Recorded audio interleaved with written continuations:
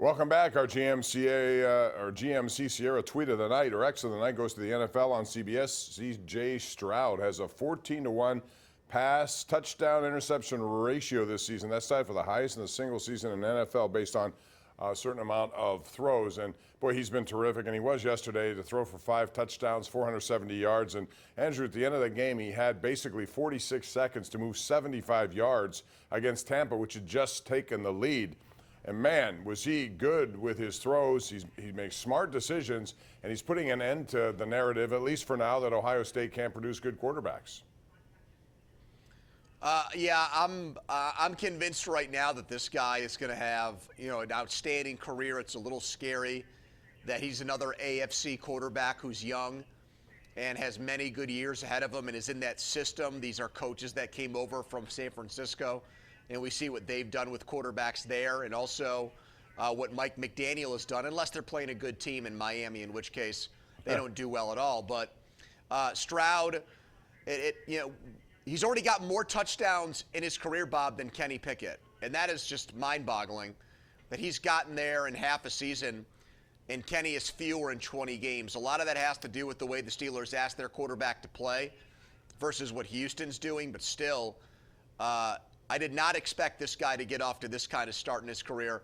I wasn't convinced whatsoever that he was going to be good because of what you said.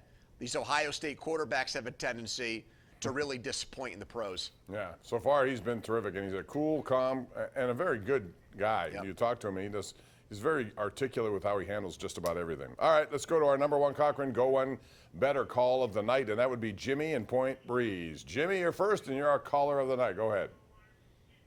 Hey, Bob. Thanks for taking my call. Tony, thanks. Good hearing from you guys. Hey, George Pickens is my question. It seems like he might be becoming a cancer on this team in the locker room. Nah. How much more do you think that they're going to put up with this? And might it be the best thing to do is pull a Chase Claypool and try and... No, Jimmy, I'm going to end you right there. That's not happening, and nor should it, and he's not a problem. He is what he is. He's an immature kid right now who's going through this stuff.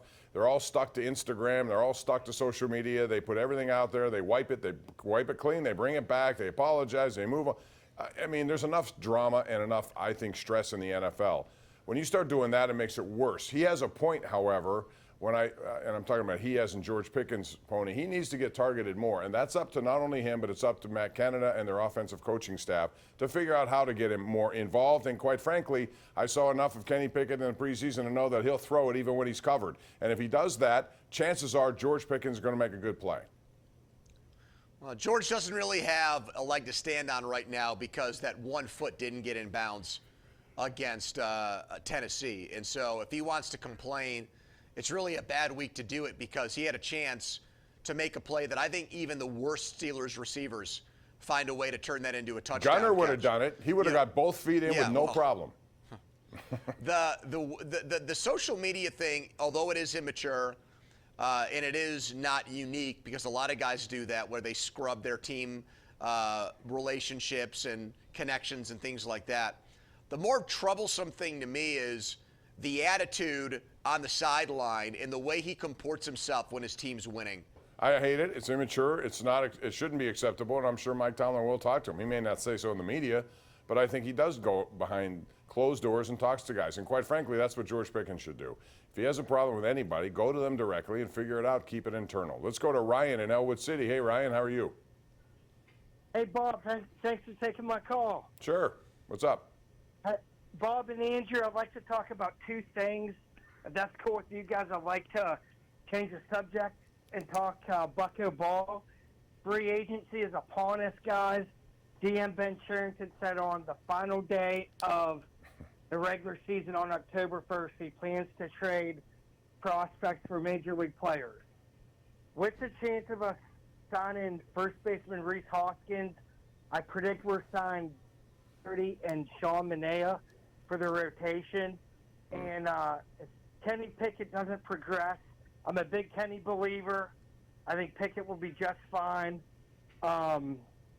If Pickett doesn't progress by season's end, will there be talk this offseason that we can maybe No. get another QB? No, I don't think that at all, unless he totally regresses to the point where I think what you've seen in the fourth quarter from him bodes well for him. I agree with what you said, Andrew. I think they're trying to not turn the ball over, which they've done well. They're one of the top teams in the NFL in plus minus when it comes to turnovers.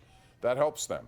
But you can't operate that way. There's a risk involved with throwing the ball down the field, absolutely every time, but there's also a reward if you want to do it. So from that point of view, I think maybe they're in his head a little bit too much, or maybe he is, or maybe whatever the case is.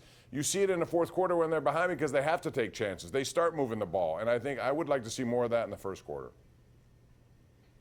Yeah, but I think Mike Tomlin looks around the league, and outside of what Baltimore's done the last couple of weeks, there's been a lot of low-scoring games. Even Kansas City has offensive issues. And I bet he thinks this is our formula, and it's going to work, and it might even work against the very best teams in the NFL. I don't agree with that, but that's the way the Steelers have gone about their business the last year and a half. We got to take a break, and we'll come back with more Andrew right after this on KDKA Plus and 93.7 The Fan.